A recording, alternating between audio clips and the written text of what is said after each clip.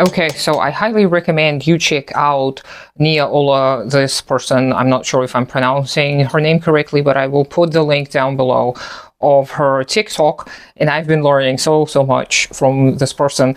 She's just such an amazing person, full of wisdom, and a lot of that wisdom has been earned, and a lot of what I've been listening to lately is her speaking about the surveillance state and how it is connected to everyone's ideology, basically. And I have actually written an article a few years ago about this in Russian, so you won't be able to read it anyway. And it was okay. It was nothing special, really. But it dealt with the same issues. It dealt with the privacy versus surveillance debate, and how in the modern world, people are so often saying, if you have nothing to hide, what are you afraid of? Why don't you want people to know what you do online if you're not doing anything illegal? And it's not just about online. It seeps into all areas of our lives where we start seeing surveillance as a part of the civilized life.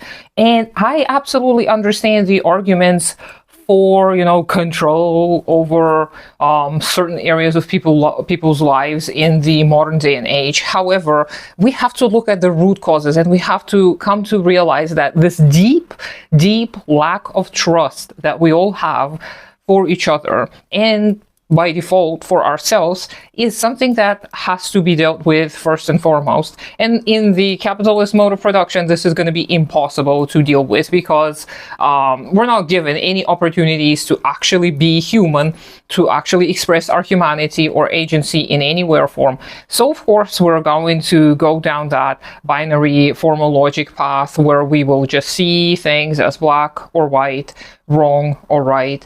And you have heard me rant about this on many occasions, so I'm not going to repeat myself. But the whole surveillance state debate deals for me more with our own deep desire for control, and how we want to grow our own little big brother, which of course stems from the big ideological subject, as Althusser called it, or the cultural hegemon, as Gramsci called it.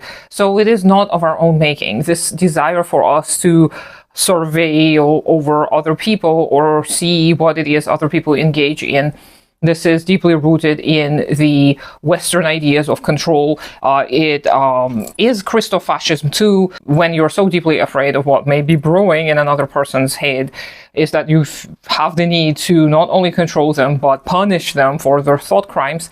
And again, this differs vastly from actual safety, because in order to protect safety, you have to know what safety is.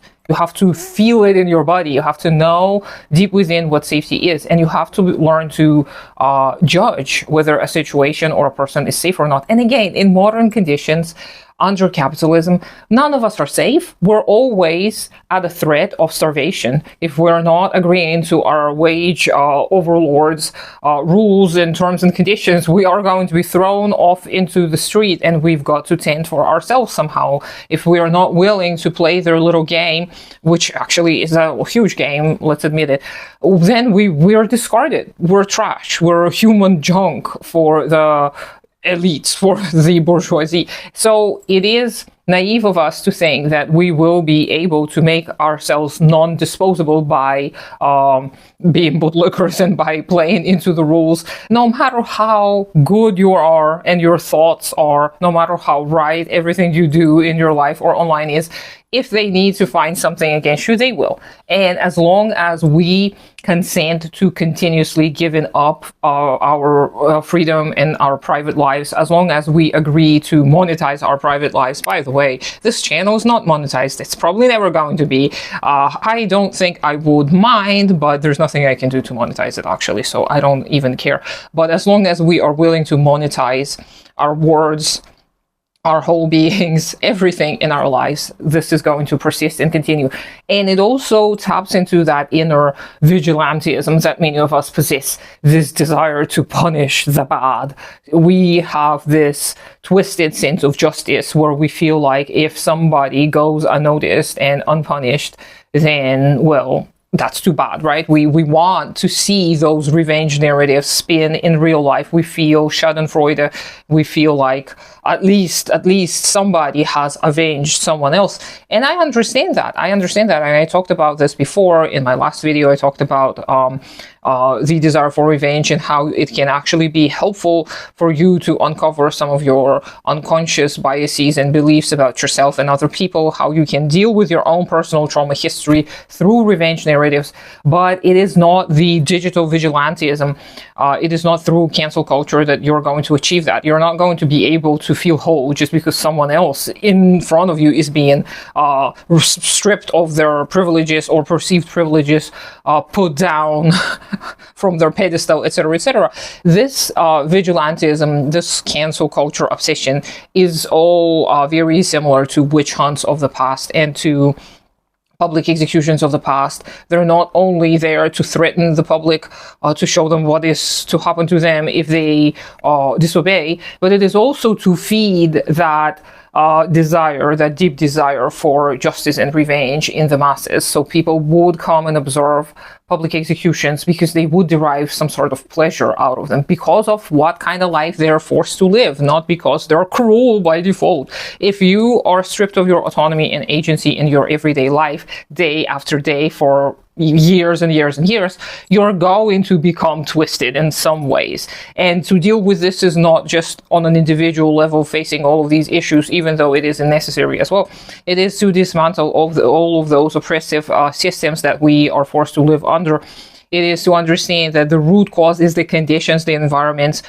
We have to build conditions and environments where people are not going to need to avenge anything, where people are going to be able to learn the skills necessary to protect themselves, and they will have safe communities to go to for help if they are, for example, being abused, if they face some kind of conditions where, if there was a surveillance state, this person would be filmed and people would come after the said person, even though, of course, we know that this is the surveillance instruments are never truly used for the advantage of the public. They're used just to, for all kinds of reasons. They're used to punish criminals, people who do petty theft, right? It's used to catch the people who dare to live their life differently from what is necessary for the reproduction of the conditions of production. It is done to continuously have the public living in fear, so the public adjusts necessarily to partake in the horror and comedy and tragic comedy of the public executions that nowadays are happening online via cancel culture. And we all have the big brother living in our head, and this big brother is the cultural hegemon or the big ideological subject, and it is dictating to us a certain set of rules, which no matter how hard we follow, we're still going to be discarded if we're not needed, and persecuted if it is necessary for the upholding of the systems of power.